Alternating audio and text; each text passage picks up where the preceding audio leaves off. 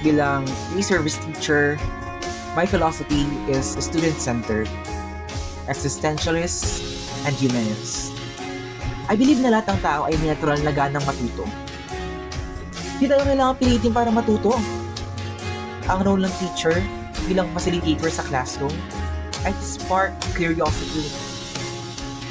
Gumawa ka ng safe space para sa estudyante na maging malayang magtanong, maging bukas, so that all students will choose to learn. Because learning isn't about control.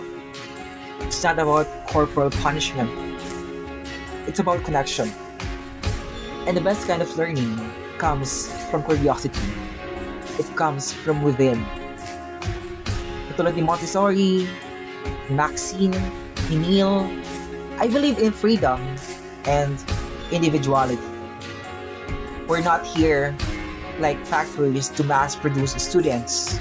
We're here to help them become themselves. So dapat ang tinuturo sa klase ay hindi dapat kung ano ang isipin. Bagkus, ituro natin kung paano ba mag-isip. Lahat tayo may unique path. At bilang guro, it's our responsibility to help students take those paths easier. Destiny is a choice, not a script.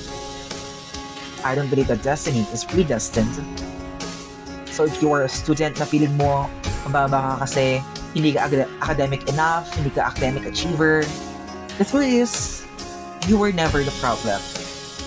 Well, some might argue that partially or fully it is your problem, but primarily for me, you were not the problem.